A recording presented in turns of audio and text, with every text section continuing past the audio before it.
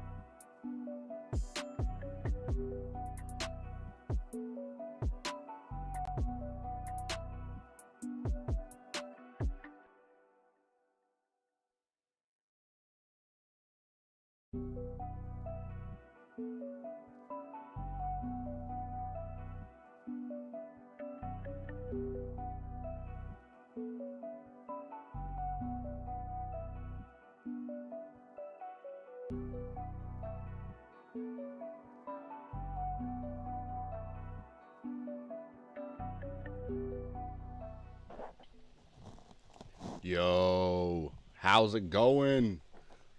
Oh, and hit record. Boom.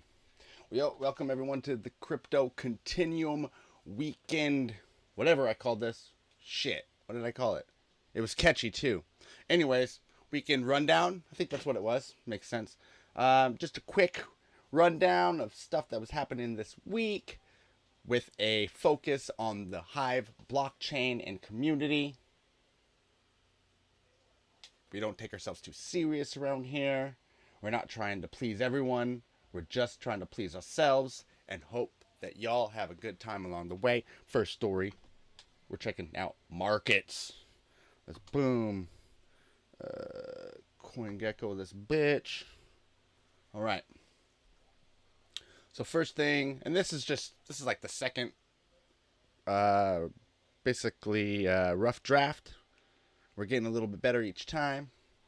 But we're going to pop on CoinGecko, see how things are moving in the last hour, last day. Top movers, top prices. Bitcoin 10% over the last week. Huobi, BTC, Wrapped Bitcoin are all top three as far as the... I think that's the 7 day. Let me see. Which one are we looking at here for the top? On our chart, XRP and Zcash, I recognize 2.6 and 1.7% up. But even cooler about CoinGecko as I try and figure this out, and we... oh no, that's the wrong part here.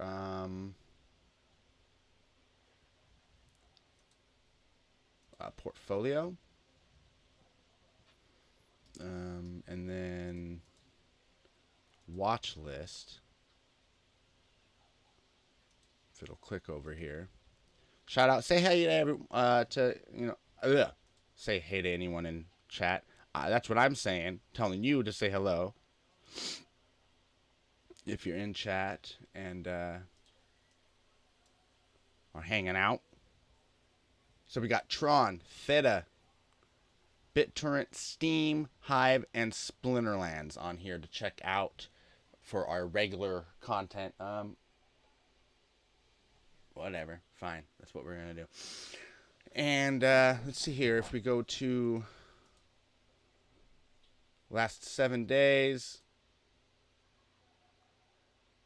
SPS has gotten the biggest growth, nearly 40%, 36.7. That is a nice looking up to the right. Real smooth line, really. Then you got Tron, which you would think is doing just as good. At 27.9. So doing just as good. It's an even. It's plateauing right now in the last hour. Splinterlands 2, Steam, nothing moving up too much. Hive and Steam, this is the battle for the ages right here. Looks like right now, obviously price for Steam has been higher for a while, but that's not what the long game says as far as I can tell. And but you do have Steam almost up around 7% in the last day, 15% in the last hour, but we got Hive up at 12% on the last hour. Theta Network, where Theta TV is, which is getting a lot of attention around the blockchain community, is at $7, by far the highest priced of all these. And I'm sure that they have a backing of something, or just because of it being on... is it related to Ethereum? Let me know in chat. Remind me. Anyways, it's kind of just moving along. In the last 7 days, you've got highest mover being Splinterlands. Yeah, so I've finally got that Splinterlands SPS working. Not too much, but most of it was there from before when I started way back in the day, 2018, when it was Steam Monsters. And yeah, maybe we'll talk later. We'll have people on to talk about the good old days and the split and that sort of thing, and how the two communities look right now. Retrospectively talking and thinking about what happened.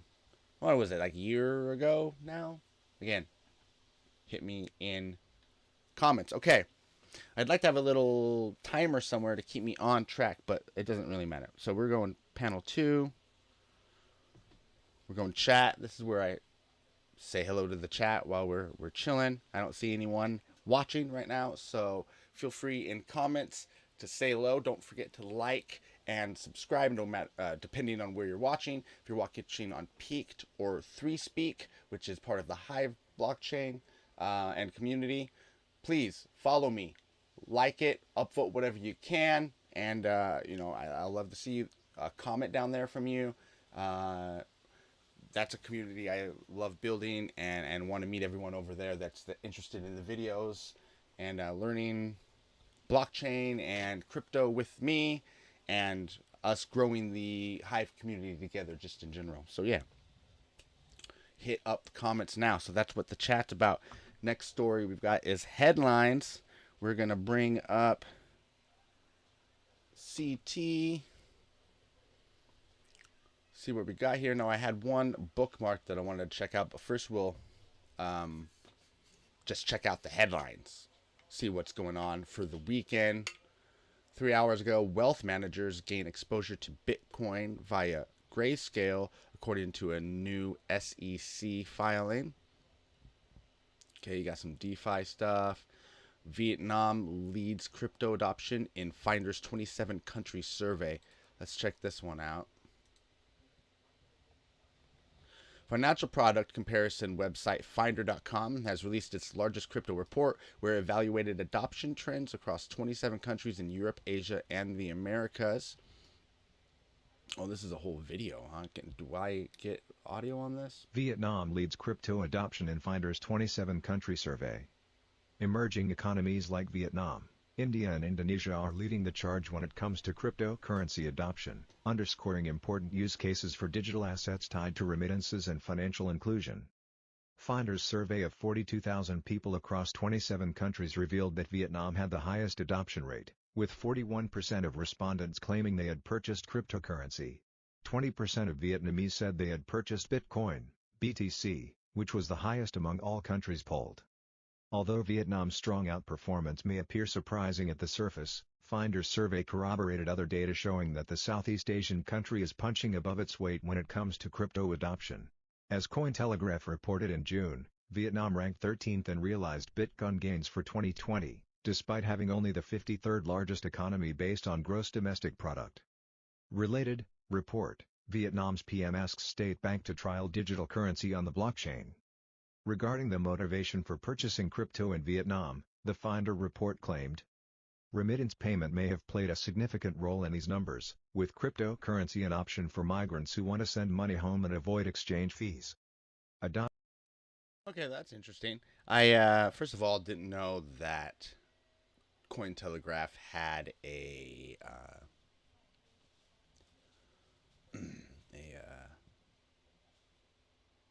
audio transcription of each of their articles. It's very cool.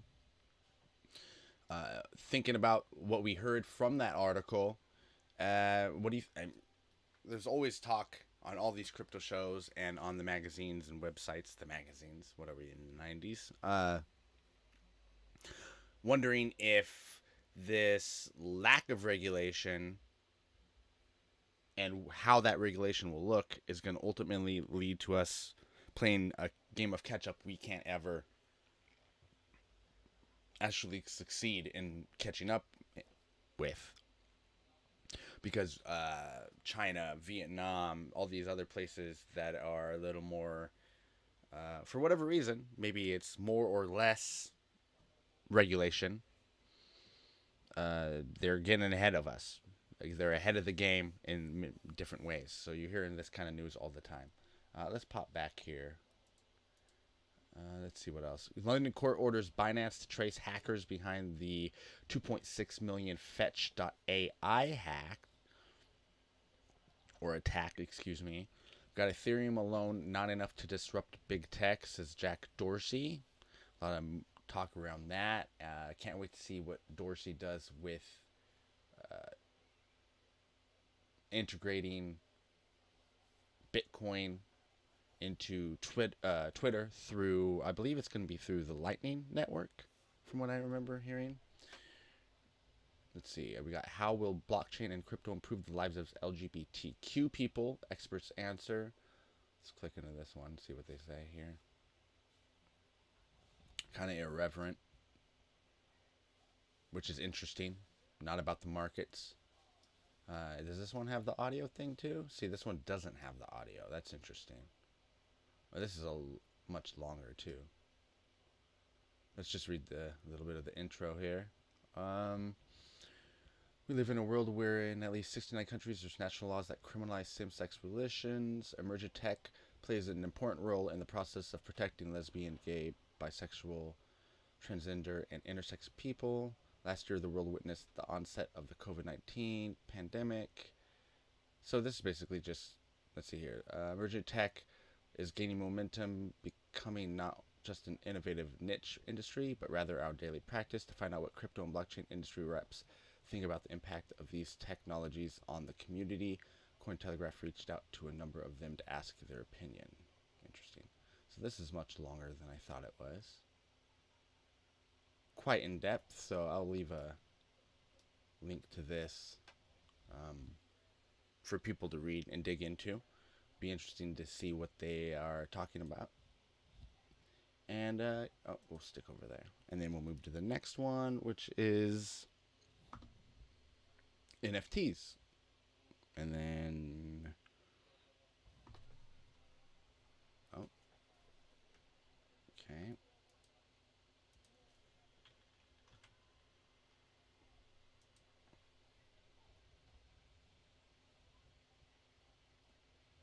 Oh, it's gonna make me sign in and everything. Okay, hold on a second.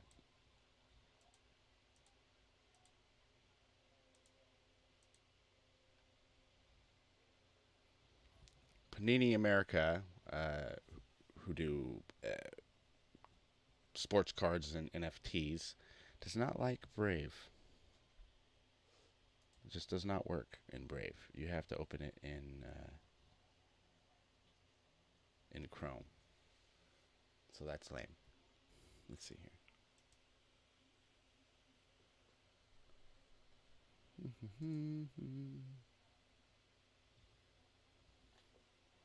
Yeah, 1 second here. Bring this one up.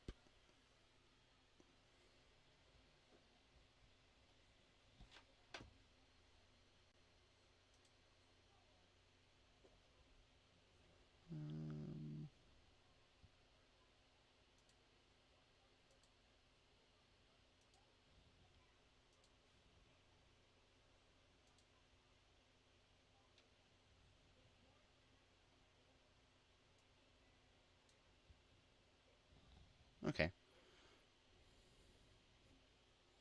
Let's go back to story. I'll show you. Boom. Back to story. And here we go. All right, PaniniAmerica.net. Some sports card stuff. See, they got a blockchain thing here. I'm still trying to figure out because you can go to trading cards. So Panini Instant. They have NBA, NFL, soccer, NASCAR, entertainment. These are all just different under the trading card thing. If you go under blockchain, maybe I'll just click blockchain. Okay, it doesn't really. Store, auctions, my cards, gallery, claim, award, list, and support. So let's go to store.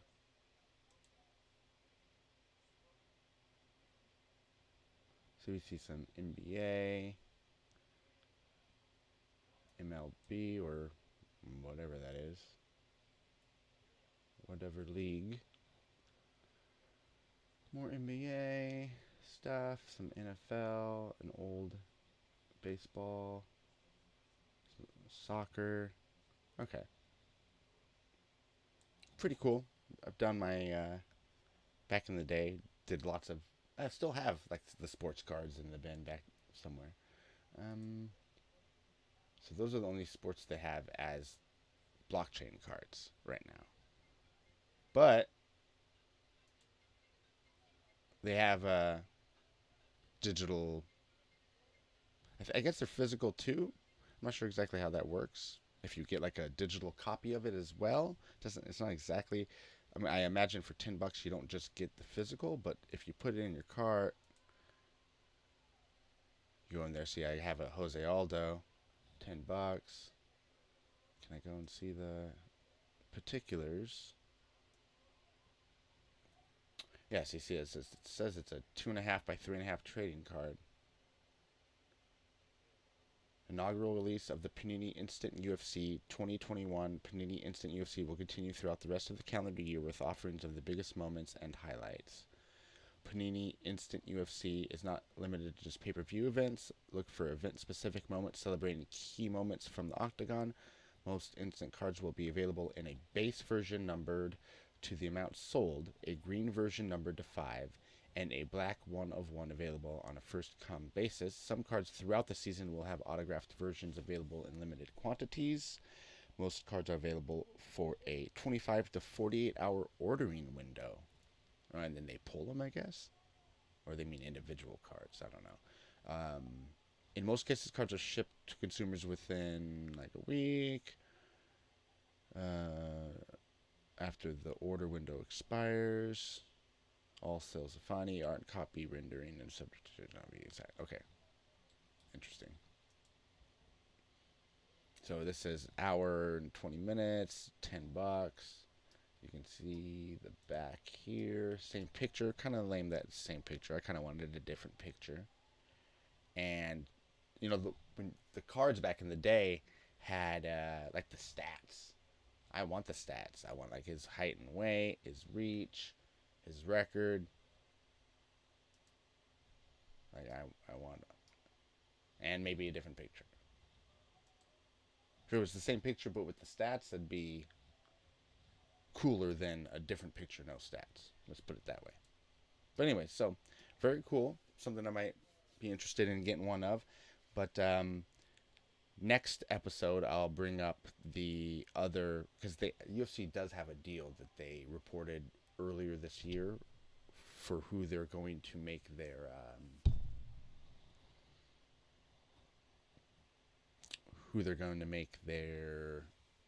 NFTs with.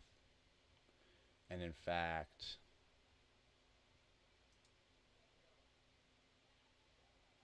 there we go. It's right here.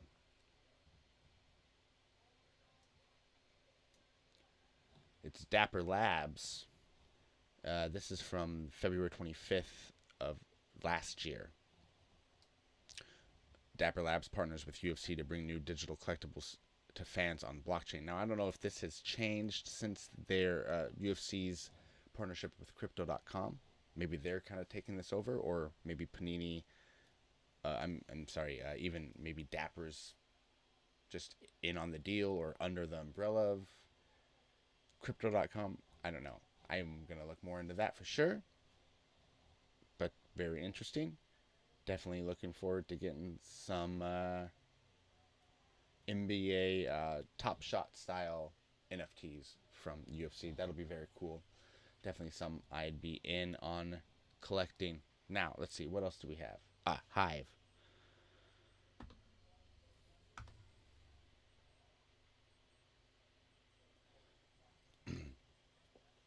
So for Hive stuff, see, it goes to mine, but I wanted to go to the main. And this is who I'm following instead of just like all new. I think I had to go explore, all topics.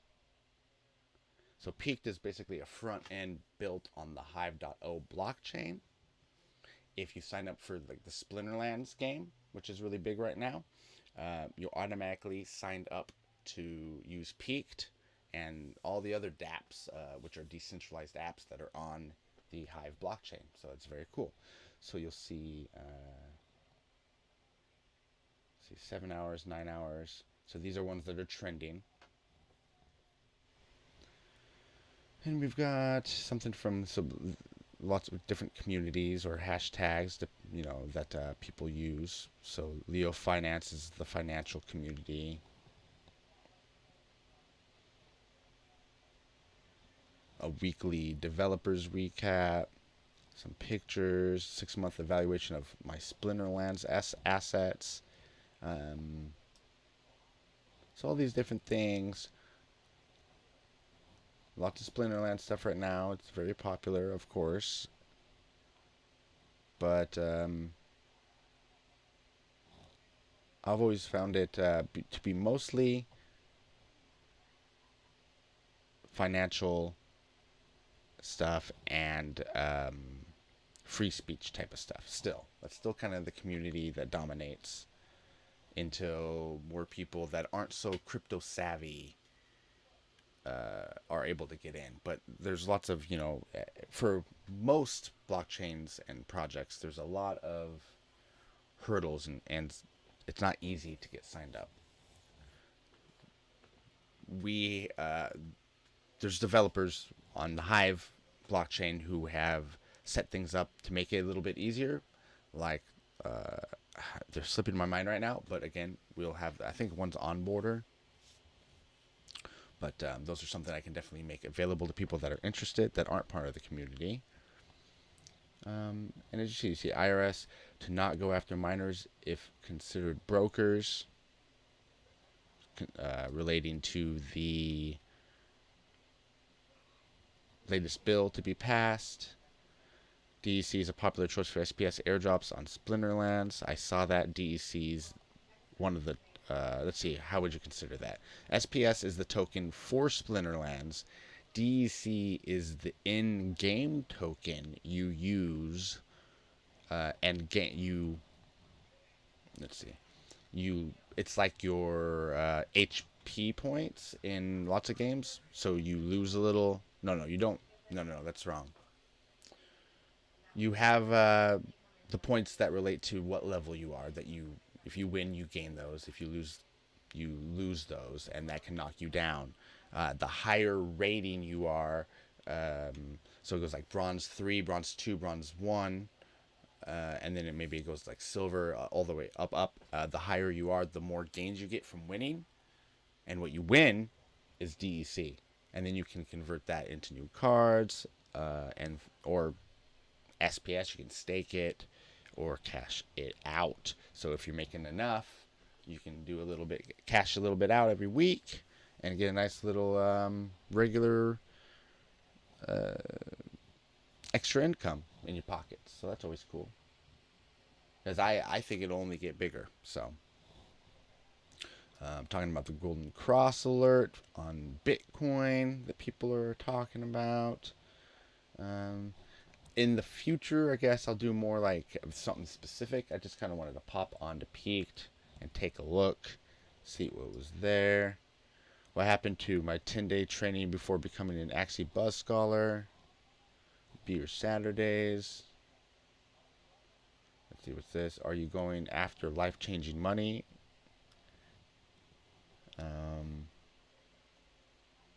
Peaky Blinders, the show, some sort of drawing or something. Lots of art. There's usually pretty decent art communities because artists, especially like visual artists, are. I mean, you're always looking for ways to make money through your art, especially if it's digital. And blockchain communities like this can be a great way to do that. But yeah, I don't know, kind of boring.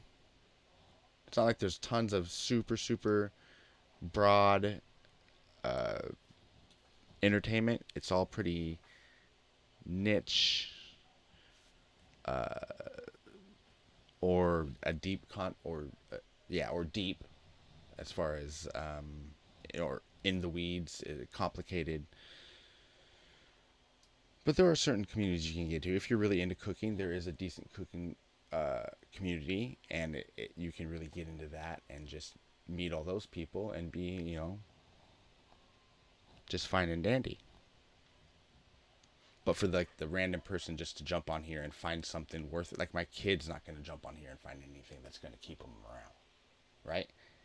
The day my kid can just randomly jump onto Peaked and they're finding some content from like Three Speak.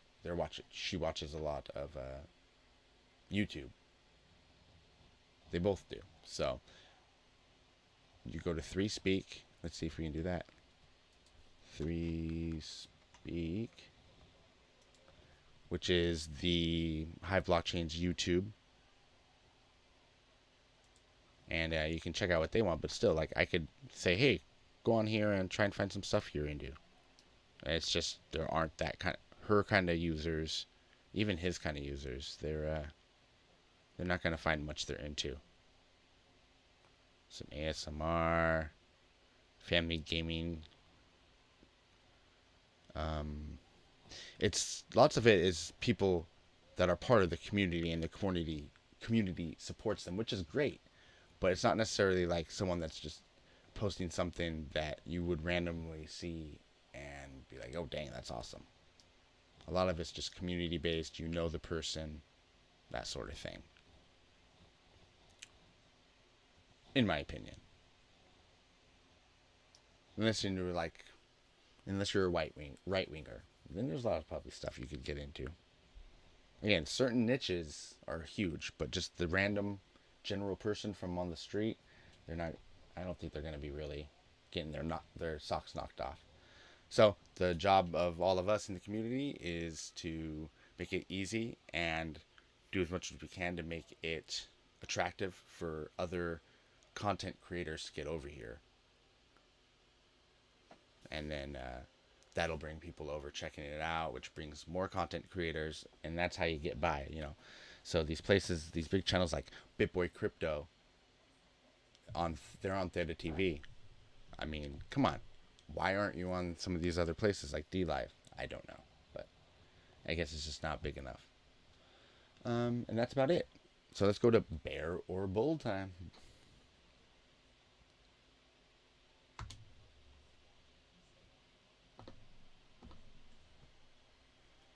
Bear.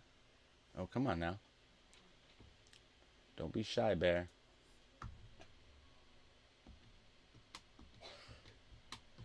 There we go. All right, it's time for bear or bull. Hold on, hold on. Let me see. Say hi, chat. What do you got? This is where you guys come in. Let's close that. Close those. There we go. One viewer, maybe. Could be me sitting somewhere.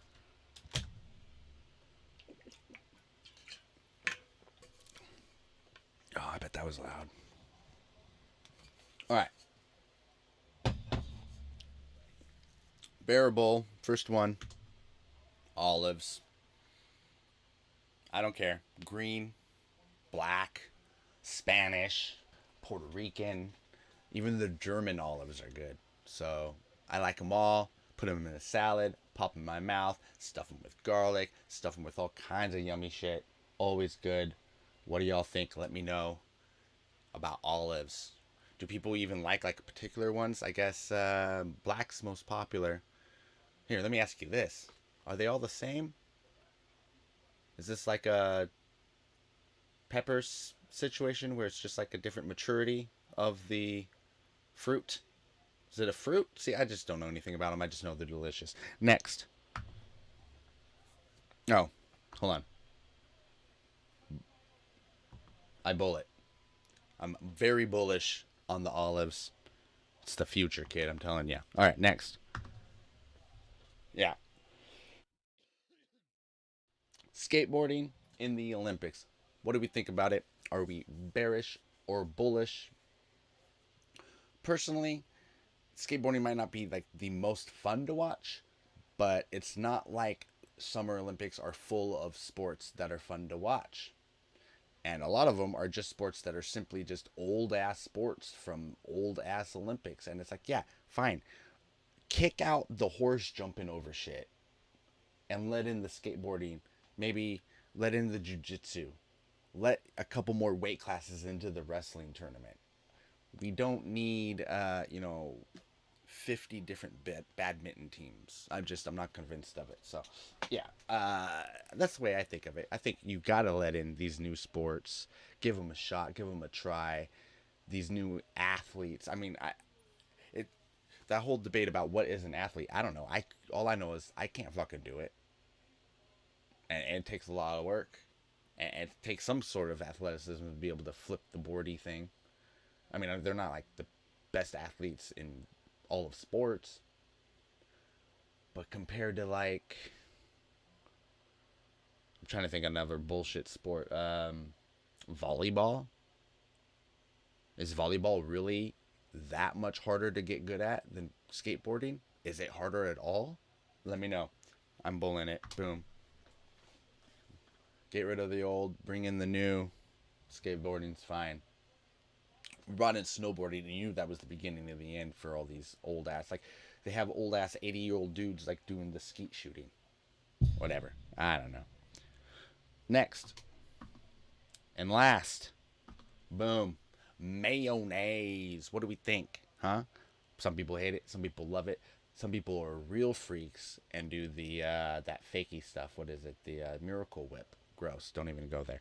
Seriously though, I am also bullish on the mayo. Next time I might do something I don't like, but we're all bull here. And mayo, I mean, it's so just throw it on just about any kind of sandwich situation, hot dogs, a Philly. Throw a little garlic in there and some lemon sauce, and you're fucking around with an aioli all of a sudden. I mean, come on, give me a break, son. So yummy. Very bullish on the mayo. Let me know. What do you think about the mayo? What do you think about whatever the hell else? Let me go back. Boom. The skateboarding. What do you think about olives? Let me know. We'll catch you on the next bear or bull. We'll catch you on the next crypto continuum. Thank you for hanging out and checking out this replay. Don't forget to like and subscribe. And I'll catch you next time. And where are we going? We're going here.